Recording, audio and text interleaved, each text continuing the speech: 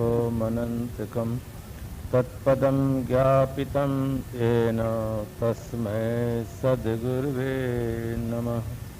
सर्वे भवन्तु सुखिनः, सर्वे सन्तु निरामयाः, सर्वे भद्राणि पश्यन्तु, मा कश्चित् दुःखभाग् भवेत्। सोमवत प्रिय दर्शनः पारकनिष्ठ श्रद्धेय श्री साहेब जी, विरद विवेक संपन्न संत समाज, धर्मानुरागी बंधुओं, श्रद्धामूर्ति देवियों, माताओं,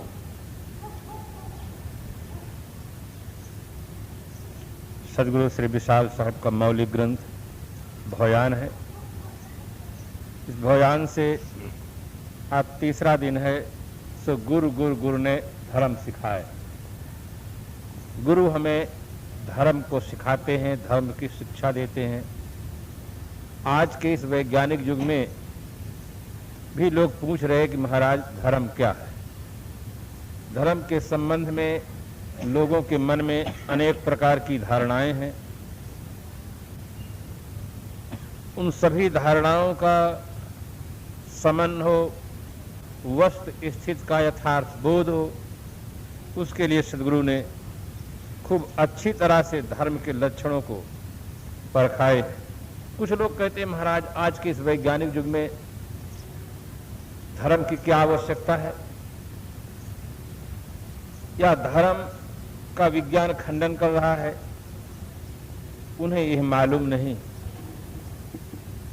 कि धर्म विज्ञान धर्म का खंडन नहीं कर रहा है। विज्ञान धर्म के नाम पर आए हुए अंधविश्वास का खंडन कर रहा है, अवैज्ञानिक मान्यताओं का खंडन कर रहा है। धर्म का तो कभी भी कोई व्यक्ति खंडन नहीं कर सकता है। धर्म अखंड वस्तु है। पदार्थ के स्वभाव का नाम धर्म है। जैसे अग्नि एक पदार्थ है, उसका स्वभाव है उष्णता प्रदान करना, प्रकाश प्रदान करना। दुनिया का कोई भी मनीषी खंडन नहीं कर सकता है कि आग गर्म नहीं होती है। आग जहां होगी गर्म होगी। पदार्थ में जो गुण है, जो उसका स्वभाव है, वो उसका धर्म है। संसार में दो पदार्थ है, एक जड़ पदार्थ है, दूसरा चेतन पदार्थ है। चेतन पदार्थ में ज्ञान है। जानने वाले पदार्थ का नाम चेतन है। जो पदार्थ सबको जानता है, दृश्य जगत को जानता है, जो कुछ भी संसार में दिखाई देता है, सबका जानने वाला जो पदार्थ है उसे चेतन कहते हैं। और जो पदार्थ जानने में आते हैं वे जड़ कहलाते हैं। दो पदार्थ हैं, दोनों में अपना अपना गुण धर्म है। इसलिए धर्म का कभी कोई खंडन नहीं करता है। धर्म में आए हुए अंधविश्वास का खंडन होता है, अवैज्ञानिक मान्यताओं का खंडन होता है। सदगुरु श्री विशाल साहब यहाँ पर ऐसे धर्म के 30 लक्षण बतलाए हैं जिनमें कभी भी कोई व्यक्ति प्रश्न नहीं उठा सकता है, चाहे वो जिस सिद्धांत का मानने वाला हो, चाहे वो जिस प्रकार का चिंतन करने वाला हो, क्योंकि वे सारे लक्षण सार्वभौम है, मानवता के पोषक है, आत्मज्ञान के पोषक है। उसी प्रसंग में यहाँ पर आया है सत्संग धर्म सदग्रंथ धर्म है, संत ध्यान दर्शाए। संतों का ध्यान करना ये भी धर्म का एक अंग है। हर आदमी ध्यान करता है। दुनिया में जितने आदमी हैं सब आदमी ध्यान करते हैं। आप रास्ता चलते हैं तो ध्यान से आते हैं तो अपने लक्ष्य तक पहुंचते हैं। ध्यान से नहीं आएंगे तो कहीं ना कहीं टकरा जाएंगे। विद्यार्थी जब ध्यान से पढ़ता है तब उसे पाठ याद होता है, और जब उसका मन अलग रहता है, ध्यान अलग रहता है, कापी भर खोले रहता है, तो उसे कुछ भी याद नहीं होता, क्योंकि ध्यान उसका अलग लगा हुआ है। ध्यान तो टीवी में लगा हुआ है, सिनेमा में लगा हुआ है, मित्रों के पास लगा हुआ है। इसलिए वो केवल पाठ पुस्तक खोले, उसे आता जाता कुछ नहीं, उसका ध्यान अलग है। जो व्यक्ति संसार में आसक्त होते हैं, जिनकी प्रवृत्ति संसार की ओर होती है, वे संसार के नर नारियों का ध्यान करते हैं। ध्यान वो भी करते हैं, ध्यान वो करते हैं, किंतु जो साधक हैं, जो कल्याण चाहते हैं, वे अपने आराध्य देव का ध्यान करते हैं। संसार में विविधता है, अनेक संप्रदाय हैं, अनेक गुरुजन हैं, अनेक ग्रंथ हैं, इसलिए आराध्य देव में भिन्नता का होना बहुत कुछ स्वाभाविक है। जो व्यक्ति जिन्हें अपना इष्ट मानता है उनका ध्यान करता है। महाराज श्री राम के मानने वाले महाराज श्री राम का ध्यान करते हैं, महाराज श्री कृष्ण जी को मानने वाले श्री कृष्ण जी का ध्यान करते हैं, हनुमान जी को मानने वाले हनुमान जी को ध्यान करते हैं, महावीर स्वामी को मानने वाले महावीर स्वामी का ध्यान करते हैं, बुद्ध जी को मानने वाले बुद्ध जी का ध्यान करते हैं। तो जहां तक संप्रदायगत बात है, अपने अपने आराध्य देव को सभी लोग ध्यान करते हैं।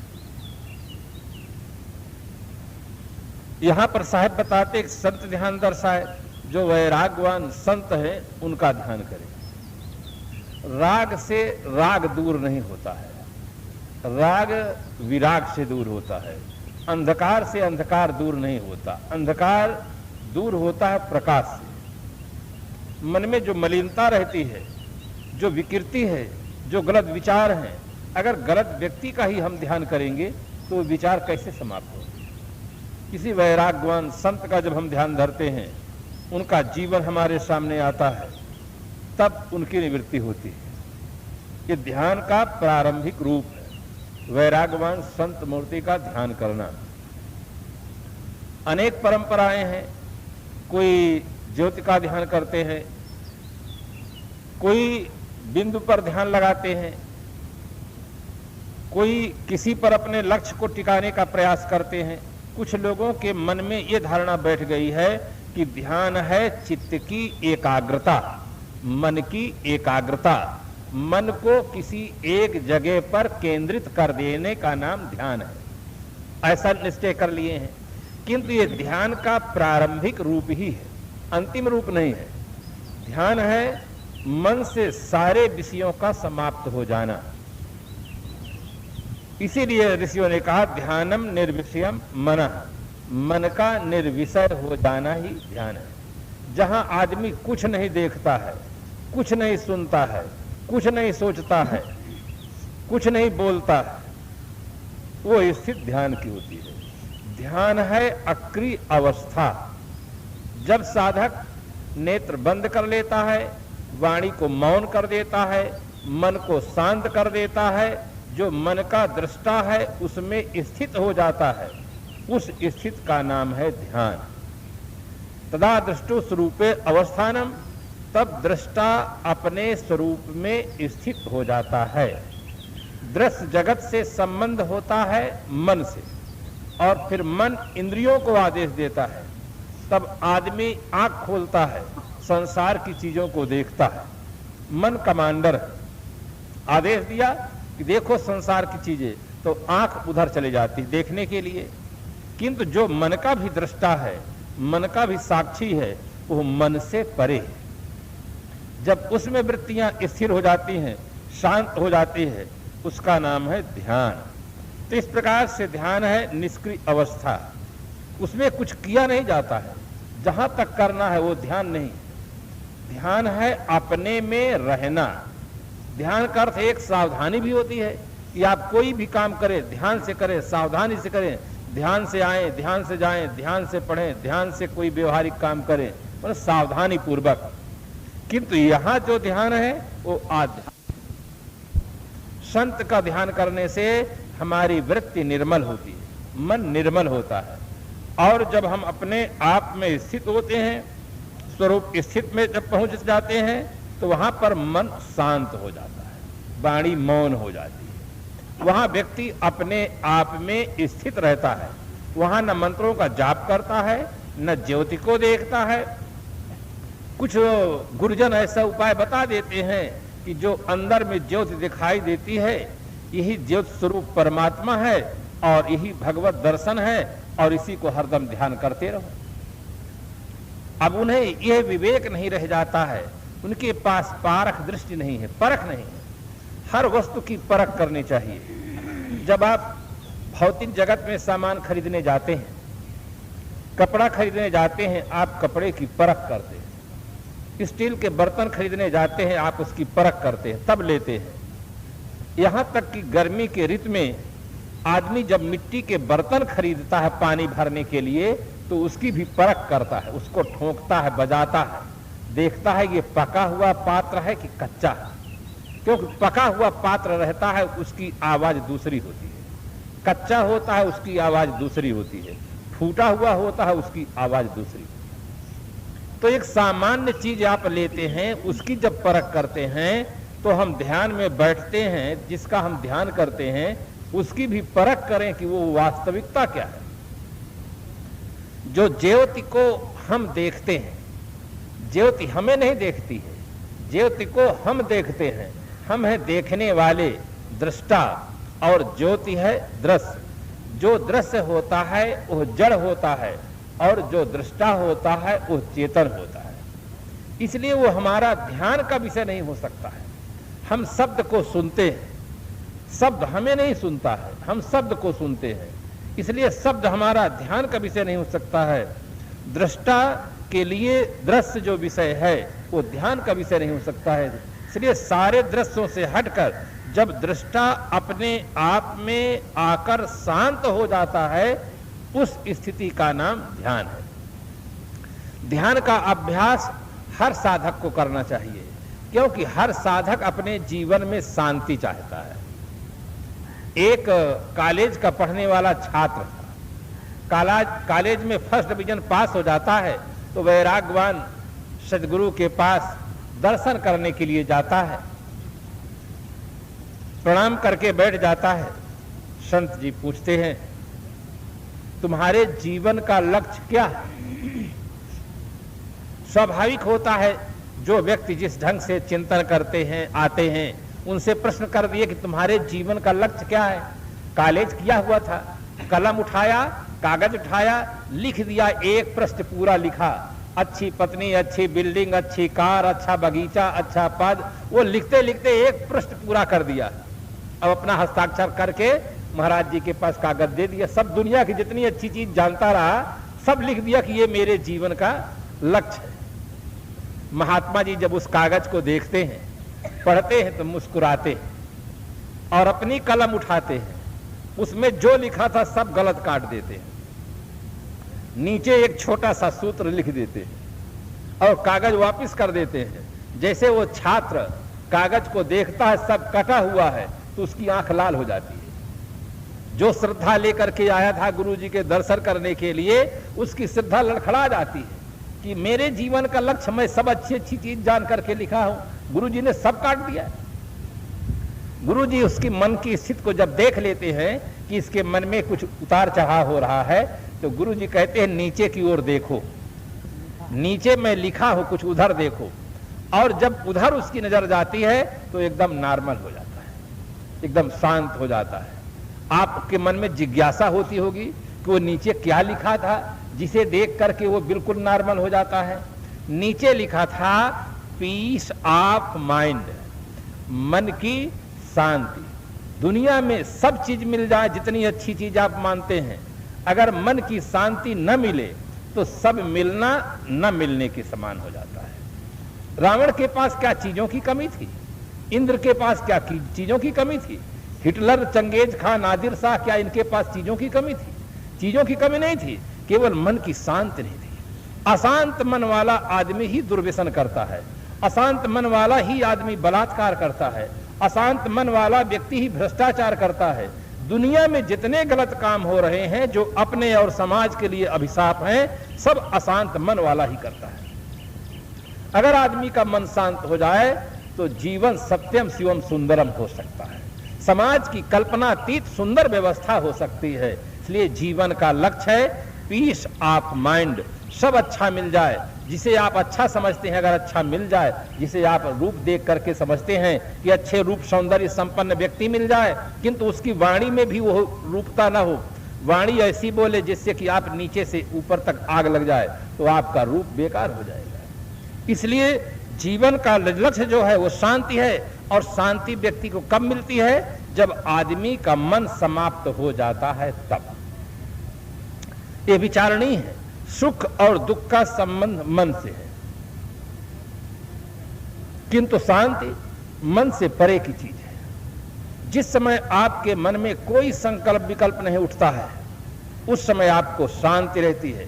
संकल्प उठा, शुभ संकल्प उठा कि हमें गुरुदेव के दर्शन करने चलना चाहिए, और गुरुदेव स्वयं आ जाएं, इतनी प्रसन्नता होगी, इतनी प्रसन्नता होगी कि हद से ज्यादा, क्योंकि मन के अनुकूल हो गया है।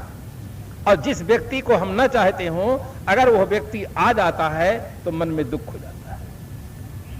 तो मन, सुख और दुख का संबंध मन से है, किंतु शांति मन से परे की चीज है, और वो ध्यान से संभव है। मन से अलग होना ध्यान से संभव है, या तो फिर जब प्रगाढ़ निद्रा अवस्था में आदमी जाता है, जिसे हम सुषुप्ति अवस्था कहते हैं, उस अवस्था में आदमी का मन शांत हो जाता है। कभी कभी आदमी कहता है कि आज तो एक ही नींद में सवेरा हो गया, क्योंकि दिन भर थके हुए थे, काम किए थे, थक गए थे, और भोजन पाए, उसकी गर्मी हुई और समय कम मिला सोने को। उनको कुछ पता नहीं चला कि हम काठमांडू में हैं कि कहाँ हैं, सो गए, बस सो गए, कुछ पता नहीं चला, क्योंकि वहां मन नहीं था। मन जैसे होता है वैसे सुख दुख का अनुभव होने लग जाता है। डॉक्टर बंधुगण जब क्लोरोफार्म सुखाते हैं, उस समय वहां मन नहीं रहता है, इसलिए कोई सुख दुख का अनुभव नहीं होता है। मन रहे तो सुख दुख का अनुभव होता है। और साधना में जब साधक बैठता है, ध्यान अवस्था में बैठता है, और मन का दृष्टा होकर जब उसे मन से अलग हो जाता है, अपने में शांत हो जाता है, तब उसे यह पता नहीं रहता है न सुख का न दुख का, एकदम शांत हो जाता है। इसलिए संत ध्यान दर्शाए। प्रारंभिक अवस्था में हर साधक को वैरागवान संतों का ध्यान करना चाहिए, जिससे जो हमारा मन रागवान प्राणियों की ओर जाता है, चित्त में हमारे राग बसा हुआ है, उधर से हमारा मन हटे। मन को घुमाओ। आज का आदमी जल कल नल का घुमाना जाना है, किंतु अपने मन को संसार से आत्मा की ओर घुमाने के लिए यहां साहब बताते हैं कि संत ध्यान दर्शा है।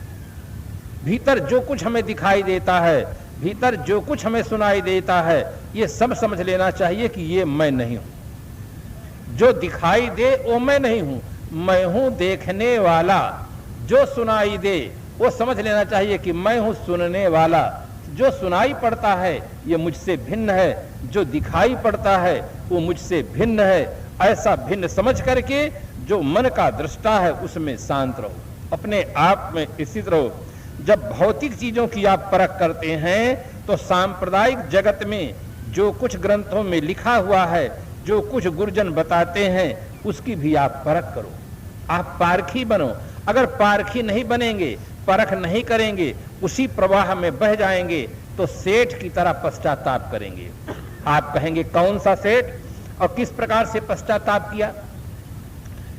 एक बहेलिया था, उसने तोता फंसाया, और तोता एक ऐसा पक्षी होता है जो बहुत जल्दी कुछ पढ़ लेता है। आप सिखाएं तो वो सीख जाता है। बहेलिया ने तोता को एक छोटा सा सूत्र रटा दिया।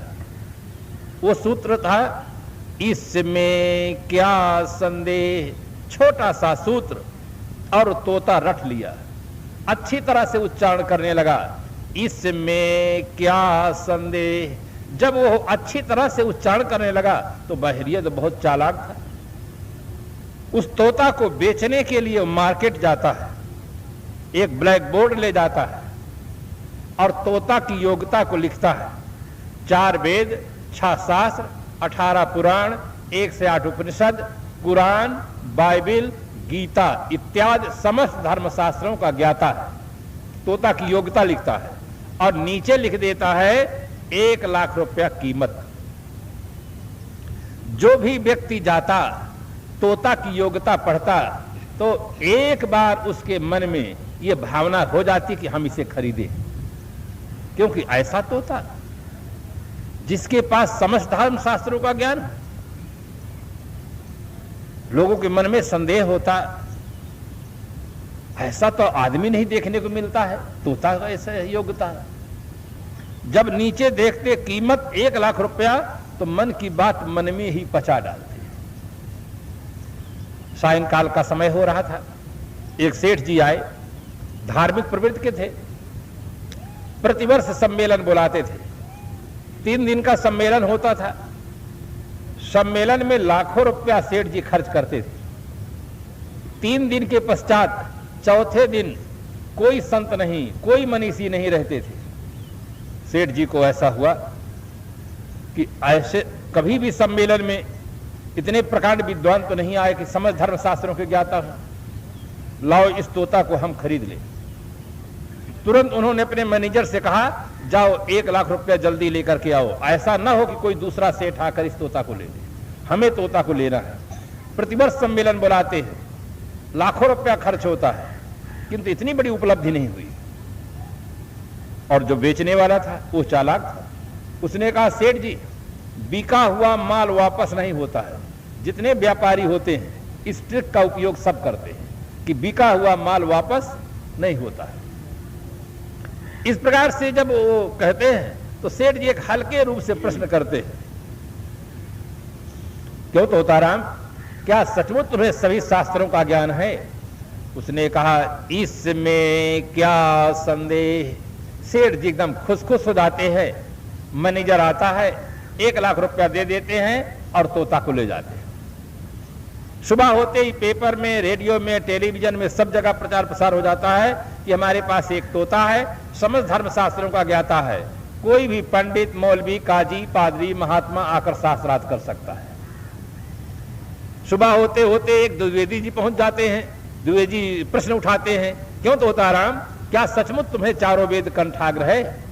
उसने कहा, इसमें क्या संदेह। द्विवेदी जी तो एकदम घबरा जाते हैं, इतनी साफ आवाज, मैं तो 2 वेदों का ज्ञाता हूं, तो चारों वेदों का ज्ञाता है। अगर मैं फिर प्रश्न किया और तोता मुझसे प्रश्न किया और मैं उत्तर नहीं दे पाया तो मेरी मर्यादा में पानी फिर सकता है। तो चुपचाप वापस लौट जाते हैं कि बहस करना अच्छा नहीं। दूसरे दिन एक मौलवी साहब पहुंच जाते हैं।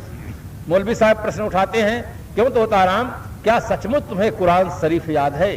उसने कहा, इसमें क्या संदेह। मौलवी साहब भी घबरा जाते हैं, गजब का तोता। एक तरफ उसे चारों वेद याद है, दूसरी तरफ उसे कुरान शरीफ याद है। अभी तो मेरी बड़ी कदर लोग करते हैं, अगर मैं तोता से प्रश्न उत्तर में पछड़ा तो मेरी इज्जत में पानी फिर सकता है। वो भी बिना और आगे बहस किए वो चुपचाप लौट जाते हैं। तीसरे दिन एक पादरी महोदय आ जाते हैं। पादरी जी प्रश्न उठाते हैं, क्यों तोताराम, क्या सचमुच तुम्हें बाइबल याद है? उसने कहा, इसमें क्या संदेह। पादरी महोदय भी घबरा जाते हैं, ऐसा गजब का तोता तो हम देखे नहीं, सुने नहीं। एक तरफ जिसे चारों वेद याद हो, दूसरी तरफ कुरान शरीफ याद हो, तीसरी तरफ बाइबल याद हो। अगर ऐसे तोता से मैं बहस करूं और हार गया तो मन की बात मन ही में पचा के चुपचाप वो चले जाते हैं कि अब आगे बहस करना उचित नहीं। सेठ जी के तोते की चर्चा चारों तरफ होने लग जाती है। सेठ जी के अहम को बहुत तृप्ति मिलती है, बहुत संतोष मिलता है कि 1 लाख रुपया गया तो गया, किंतु हमारे यहां से कोई व्यक्ति जीत करके नहीं जा रहा है। सब तरफ लोग प्रशंसा करके चले जाते हैं कि सेठ जी तोता बहुत ही गजब का तोता है। चारों तरफ सेठ जी के अहम को तृप्ति मिलती है, उस तोते राम की प्रशंसा होती है। किंतु गोस्वामी जी ने लिखा, संत सुखी विचरंत मही। भ्रमण करने वाले एक वैराग्यवान विवेकी पारखी संत आए और तोते के संबंध में सुने। पारखी संत ने विचार किया कि विश्व में इतनी भाषाएं हैं कि एक आदमी जीवन भर पढ़े तो सब भाषाओं का ज्ञान नहीं कर सकता है। वर्तमान खोज के अनुसार विश्व में 2792 भाषाएं हैं। एक आदमी जीवन भर भाषा पढ़े तो कितनी भाषा पढ़ सकता है? सब साहित्य का ज्ञान एक आदमी कैसे कर सकता है? अब फिर आदमी नहीं कर सकता तो तोता कैसे कर सकता है? महात्मा ने कहा, इसमें दाल में काला है, निश्चित कोई विकृति है, कोई भूल है, इसमें कोई राज है। महात्मा ने कहा कि हम तोता की परीक्षा करेंगे। सेठ जी के पास समाचार आता है। जैसे महाराज जी आते हैं, सेठ जी उठकर खड़े होते हैं, अभिनंदन करते हैं, स्वागत करते हैं कि हमारे दरवाजे एक संत आए हैं। स्वागत करने के पश्चात संत ने कहा कि हम ऐसा सुने हैं कि आपके पास एक तोता है, बड़ा विलक्षण है, सभी शास्त्रों का ज्ञाता है, उससे हम पूछना चाहते हैं। सेठ जी हंसते हुए मुस्कुराते हुए कहते हैं, चलिए भगवान पूछिए। प्रत्यक्षम किम प्रमाणम, प्रत्यक्ष के लिए प्रमाण की क्या आवश्यकता है, चलिए आप भी प्रश्न करें।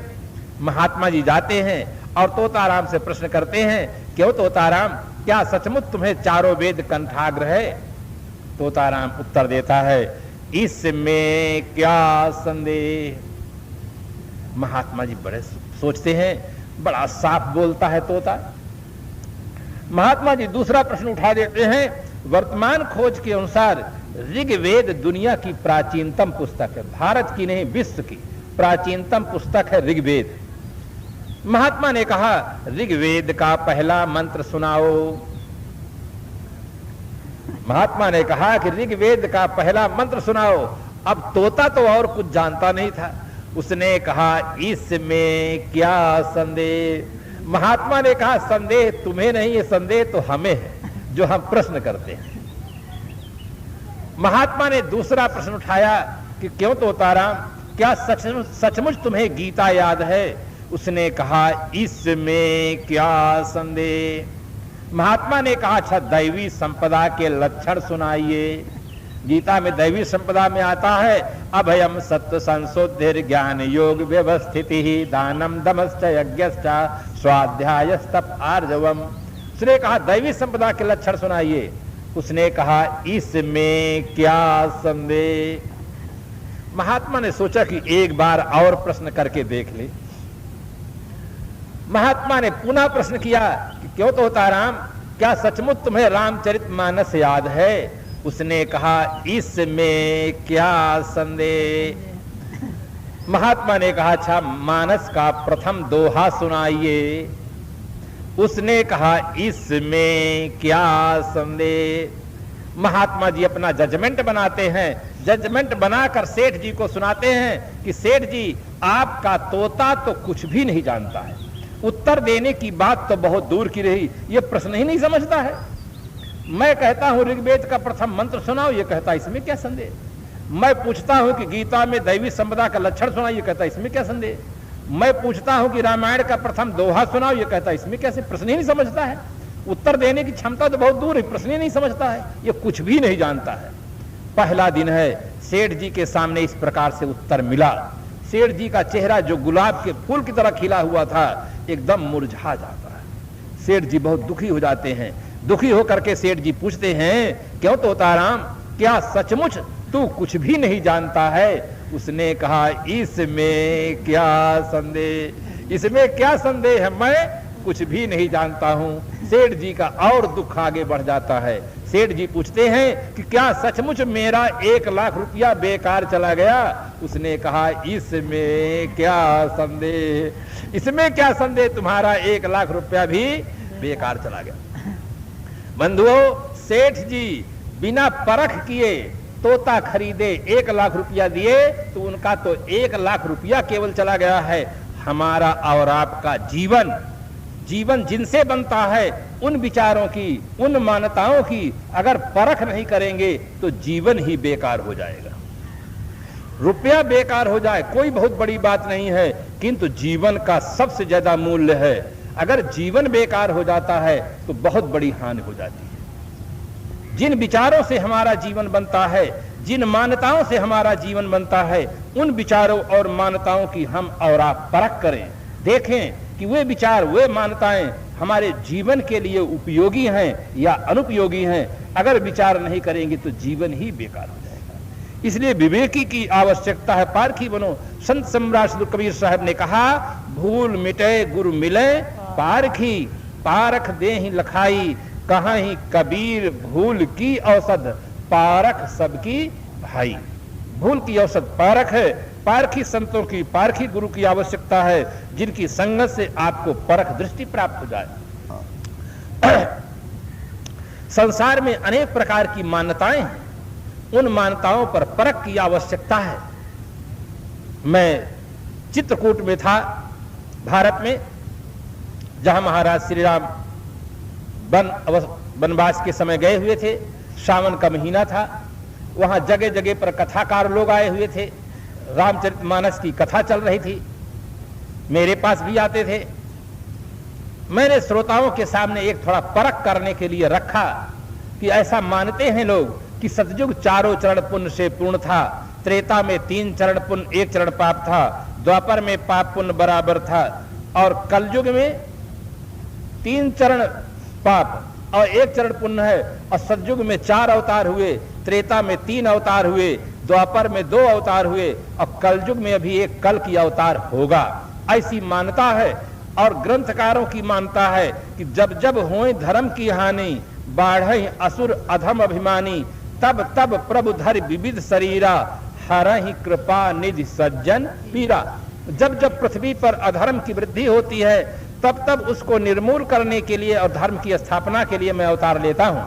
अब आप ये मानते हैं कि सतयुग 4 चरण पुण्य से पूर्ण था, तो 4 बार अवतार क्यों लिए, इसका कारण क्या है? जब वहां कुछ पाप था ही नहीं, तो अवतार होने की कोई वहां आवश्यकता नहीं थी। और कलयुग में जहां पाप बताते हैं कि पाप ज्यादा है, वहां कहते हैं 1 अवतार होगा। या तो प्रतिज्ञा गलती है कि यदा यदा ही धर्म से ग्लानिर्भवति भारत, अभ्युत्थान धर्म तदात्मानं सृजाम्यहम्, परित्राणाय साधूनां विनाशाय च दुष्कृतां, धर्म संस्थापनार्थाय संभवामि युगे युगे। एक संस्कृत भाषा में है, एक हिंदी भाषा में है, दोनों का अर्थ एक है कि जब जब पृथ्वी पर अधर्म की वृद्धि होती है, तब तब उसको निर्मूल करने के लिए, धर्म की स्थापना के लिए मैं अवतार लेता हूं। तो मैंने कहा अपने अपने कथाकारों से आप परख करें, पूछें कि अगर सतयुग 4 चरण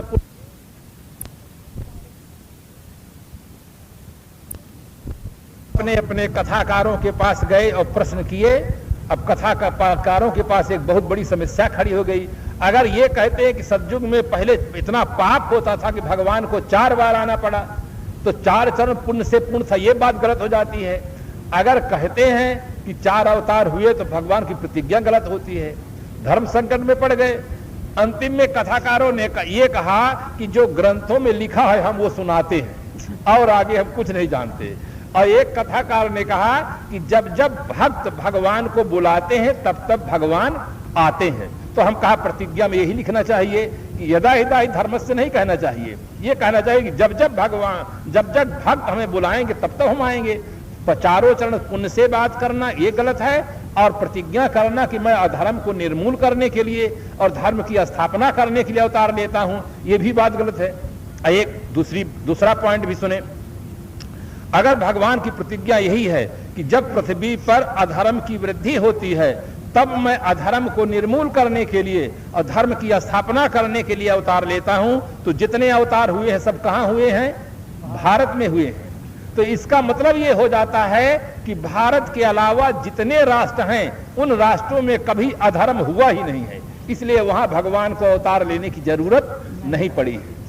तो इस प्रकार से ये धार्मिक देश जो कहते हैं कि भारत धार्मिक देश है, वो अधार्मिक देश सिद्ध हो जाता है। तो इस प्रकार से लोग परख नहीं करते हैं, गाते चले जा रहे हैं, पढ़ते चले जा रहे हैं, गीता पढ़ते चले जा रहे हैं, रामायण पढ़ते चले जा रहे हैं, भागवत पढ़ते चले जा रहे हैं, कभी उस पर प्रश्न चिन्ह नहीं लगाते हैं, पूछते नहीं। धर्म होना चाहिए जिससे हमें बौद्धिक संतोष मिले, प्रश्न नहीं उठाते हैं। इसीलिए आज हमारा बुद्धिजीवी वर्ग जब प्रश्न उठा देता है, तो या तो धार्मिक लोग गर्म हो जाते हैं, क्योंकि उत्तर जब नहीं मिलता है तो क्रोध के अलावा कोई चारा नहीं होता है, या तो कह देते तुम नास्तिक हो, तुम्हें प्रश्न करना नहीं आता है, तुम्हें धर्म में श्रद्धा नहीं है, गुरुओं में श्रद्धा नहीं है, या तो इस प्रकार से उन्हें नास्तिक कह के चुप कराना चाहते हैं, जबरदस्ती दाबना चाहते हैं, या तो फिर कह देते हैं हमारे धर्म शास्त्रों में जो कुछ लिखा वो सुनना हो सुनो, न सुनना हो चले जाओ। अनेक बड़े बड़े कथाकार तो यही कहते हैं कि हमारे धर्म शास्त्रों में जो लिखा है उतना हम सुनाते हैं, तुम्हें सुनना हो बैठो और न सुनना हो चले जाओ। बौद्धिक संतोष नहीं दे पाते हैं। और सदगुरु कबीर साहब की धारणा है कि हीरा सोई सराहिए, सहाय घनन की चोट, कपट कुरंगी मानवा परखत निकरा खोट। हीरा वही सराहनीय है जिस पर घन बरसे, हीरा टूटे नहीं फूटे नहीं, वो हीरा सराहनीय है। सिद्धांत वो सराहनीय है जिस पर दुनिया के मनीषी तर्क उठाएं और वो सिद्धांत कटे नहीं, वो सिद्धांत सही है। आदमी के जीवन में बौद्धिक संतोष मिलना चाहिए, जो प्रश्न उठाते हैं उसे संतोषजनक समाधान मिलना चाहिए, तब उसको अंतर तृप्ति मिलती है। इसलिए साहब कहते हैं कि भाई संत ध्यान दर्शाए, सब चीजों के जो आप परख करते हैं तो ध्यान में आपको जो दिखाई देता है, जो सुनाई देता है, उसकी भी परख करें और वहां से हटकर अपनी वृत्ति को अपने आप में शांत करें। किंतु प्रारंभिक अवस्था में जो वैरागवान संत हैं उनका ध्यान करें। वैराग धर्म नहीं राग किसी से, सत्य विवेक जहां है। वैराग करना ये भी धर्म का एक अंग है। विराग है मन की निर्मल अवस्था। जिस समय हमारा मन किसी प्राणी की ओर, किसी पदार्थ की ओर आकर्षित नहीं होता है, अपने आप में संतुष्ट रहता है, शांत रहता है, उस स्थिति का नाम विराग है, मन की निर्मल दशा। उसकी अभिव्यक्ति बाहर से भी होती है, किंतु मन की निर्मल दशा। कुछ लोग कहते हैं ये तो साधु सन्यासियों का धर्म है, हम तो गृहस्थ है, हमारे पास लाइसेंस है, हमें वैराग की क्या जरूरत है। किंतु वैराग मन की निर्मल दशा है, सबकी जरूरत है। हर आदमी अपने जीवन में आजादी चाहता है, हर आदमी अपने जीवन में सुख शांति चाहता है, और आजादी की सुरक्षा विराग से ही होती है। विराग जितना अधिक हम घर गृहस्थी में रहते हैं, गृहस्थी के मर्यादा के अनुसार चलें, मर्यादा के जो विरुद्ध कर्म है उनसे हम विराग करें। अगर हम चोरी करने से वैराग करते हैं, हिंसा करने से वैराग करते हैं, गलत कर्मों से वैराग करते हैं, तो हमारी गृहस्थी और सुंदर चलती है, समाज की व्यवस्था और सुंदर होती है। राग से तो व्यवस्था बिगड़ती है, विराग से व्यवस्था सुंदर होती है। इसलिए वैराग की आवश्यकता सबको है। आदमी का मन जब उसे विराग नहीं होता है, उसकी मन की निर्मल दशा नहीं होती है, तो उसकी मन की दशा पवित्र नहीं होती है। जिससे किसी व्यक्ति का आप कैमरा से फोटो लें और रंगीन कैमरा हो, उसका फोटो लें, बहुत सुंदर चेहरा आएगा, और उसी व्यक्ति का फोटो आप एक्सरे मशीन से ले लें, फिर देखेंगे उसमें कितनी सुंदरता है। एक्सरे मशीन से जैसे फोटो लेंगे तो केवल हड्डी के सब जोड़ दिखाई देंगे और उसमें कुछ नहीं दिखाई देगा, क्योंकि उसकी दृष्टि इतनी पैनी है कि जो ऊपर दिखाई देता है उसके अंदर भी वो देखता है कि अंदर में क्या चीज है। तो जो व्यक्ति सत्संग में नहीं आते हैं उनके पास केवल कैमरे की दृष्टि रहती है, एक्सरे की दृष्टि नहीं मिलती है। सत्संग में जो व्यक्ति आते हैं, कुछ काल श्रद्धा और भाव से संतों की सेवा करते हैं, सत्संग सुनते हैं, स्वाध्याय करते हैं, साधना करते हैं, तो उनकी दृष्टि एक्सरे की जाती है, दृष्टि बदल जाती है। जब दृष्टि बदल जाती है, जब आदमी की दृष्टि बदल जाती है, वृत्ति बदल जाती है, तब आदमी की प्रवृत्ति अपने आप बदल जाती है। एक शायर लिखता है, आदमी का जिस्म क्या है, जिस पे सैदा है जहां, मिट्टी की ये है इमारत और मिट्टी का मकान। खून का गारा लगा है ईंट जिसमें हड्डियां, चंद श्वासों पे खड़ा है एक ख्याली आसमां। काल की पुरजोर आंधी जब इसे टकराएगी, देख लेना यह इमारत खुद ब खुद ढह जाएगी। आदमी का शरीर क्या है जिस पर आदमी देखकर मोहित होता है। अगर बाहर से त्वचा से विवेक से त्वचा को हटा दे तो त्वचा के अंदर जो भरा हुआ है अगर दिखाई दे जाए तो हर आदमी का मन वहां से हट जाएगा। आदमी के पास विवेक नहीं है, इसलिए बाहर को देख करके वो उसकी तरफ मोहित हो जाता है। शायर लिखता है, देख कर मत रीझना इस बाहर की सफाई पर, बर्क सोने का मढ़ा है इस गोबर की मिठाई पर। भीतर की दृष्टि देखो, अपनी दृष्टि में परिवर्तन करो। इसीलिए जीवन में सत्संग की आवश्यकता होती है। लोग सत्संग में जब आते हैं तो उनकी दृष्टि खुलती है, उनकी जो स्थूल दृष्टि होती है वो बदल जाती है, सूक्ष्म दृष्टि हो जाती है। शरीर भर नहीं दिखाई देता, शरीर के अंदर भी दिखाई देता है, बाहर भी दिखाई देता, पारदर्शी दृष्टि हो जाती है, तब उनको विराग होता है। थोड़ा सा क्षणिक वैराग तो करीब करीब सबको जीवन में कभी कभी होता है। जब अपने नजदीक का व्यक्ति का शरीर छूट जाता है और उसे हम शमशान में ले जाते हैं और उसे आग लगाने के लिए विवश हो जाते हैं, उस समय ऐसा लगता है कि यहां कोई किसी का नहीं है, हर आदमी अकेला है। जिस शरीर पर बैठे हुए हैं, जिस शरीर को देख करके अनेकों बार देखते हैं, मन में बड़ा अहम होता है, बहुत सुंदर है, बहुत अच्छे हैं, पर जब शमशान में व्यक्ति जाता है उस शरीर को लोग आग लगा देते हैं और हाड़ जरे जस जंगल लकड़ी, केस जरे जैसे घास की पूली, आवत संग न जात संगाती, का भय दल बांधल हाथी, माया कारस लेन न पाया, अंतर यम बिलार हो धाया, कहीं कबीर न अजौन हो जाएगा, यम का मुकदर मान से लागा। उस समय आदमी के मन में थोड़ी देर के लिए विराग उत्पन्न हो जाता है कि अरे जिस शरीर को हम इतना मानते रहे, उस शरीर की ये हालत कि घर के अपने ही व्यक्ति अब उसको आग लगाकर फूंक रहे हैं। शरीर के हाथ पैर आंख कान का पता नहीं रह जाता, केवल राख की ढेरी रह जाती है। थोड़ी देर पहले जो सब अपने थे अब सदा के लिए पराये हो गए हैं, कभी घर आ नहीं सकते हैं, घर के व्यक्तियों को देख नहीं सकते हैं, जिनके देखे बिना हम एक दिन भी नहीं रह पाते थे, अब सदा सर्वदा के लिए उनसे कोई संबंध नहीं रहेगा। उस समय थोड़ी देर के लिए आदमी की आंख खुल जाती है, उसको संसार का असली रूप दिखाई पड़ता है। उस समय उसके मन में विराग उत्पन्न हो जाता है, लहेठी होती है, लाख कहते हैं, लहेठी कहते हैं। उसको आंख के सामने रख दो तो पिघल जाती है, और आंख से बाहर हटा दो तो फिर टनाटन कड़ी हो जाती है। इसी प्रकार से जब तक आदमी शमशान भूमि में रहता है, किसी आदमी को जलते हुए देखता है, तब तक उसके मन में विराग उत्पन्न होता है, और जैसे वहां से हटता है, घर की ओर मुंह कर लेता है, वो सारा विराग वही का वही क्षणिक विराग होता है। उस विराग को अस्थायी रूप देने के लिए वैरागवान संतों की संगत करनी चाहिए। वैरागी बन जाता है जो संतों से वैराग सुने, खटरागी बन जाता है जो दुनिया की खटराग सुने। आदमी जैसा सुनता है, जैसा देखता है, जैसा सोचता है, वैसा बन जाता है। अगर आदमी का देखना, आदमी का सुनना, अगर आदमी का सोचना सही हो जाए तो हर आदमी अच्छा आदमी बन सकता है। इसीलिए हमारे ऋषियों ने कहा, आहार शुद्धो सत्व शुद्धि। आहार के शुद्ध होने पर सत्व शुद्धि, अंतःकरण की शुद्धि होती है। हम मुख से जो खाते हैं वो मुख का आहार है। पहले तो हमारा मुख का ही आहार शुद्ध नहीं है। आदमी मुख से खाता है, न खाने योग्य चीजों को भी खाता है, मांस को भी खाता है, मछली को भी खाता है। मांस किसी पेड़ में नहीं फलता है, न जमीन में आलू की तरह पैदा होता है, न आम की तरह पेड़ में लगता है, और न आकाश से पानी की तरह बरसता है। मांस जब मिलता है तब हत्या करने से मिलता है। किसी प्राणी को अपनी हत्या प्रिय नहीं, चाहे जितना आतंकवादी व्यक्ति हो, अगर उसको मारा जाएगा तो उसको दर्द होगा, दुख होगा, वो अपनी हत्या नहीं चाहता है। जब किसी आदमी को हम जिंदा नहीं कर सकते हैं तो किसी आदमी को मुर्दा करने का हमारा अधिकार कैसे है? हम अपने बच्चे की जान बचाने के लिए दूसरे बच्चे को पकाकर खा जाते हैं। कहां मानवता है, कहां इंसानियत है? इसलिए हर आदमी को चाहिए कि पहले अपना आहार शुद्ध रखे। कोई भी देवी, कोई भी देवता, तथा कथित देवी और देवता इस हत्या के बदला से आपको बचा नहीं सकते। हर आदमी को कर्म करने के पहले खूब सोचना चाहिए, खूब विचारना चाहिए, तब अपने जीवन में कर्म करना चाहिए। किसी ग्रंथ का आप पाठ करते हैं, किसी की पूजा आराधना करते हैं, अगर गलत कर्म करेंगे तो इतना ख्याल रखें कि उस कर्म का फल हमें भोगना पड़े। कोई हमारी रक्षा नहीं कर सकता, कोई बचा नहीं सकता है। इसके लिए मुझे एक उदाहरण स्मरण आता है। एक पंडित जी थे। पंडित जी बड़े धार्मिक प्रवृत्ति के थे, रामायण का पाठ करते थे, रामायण के पाठी थे।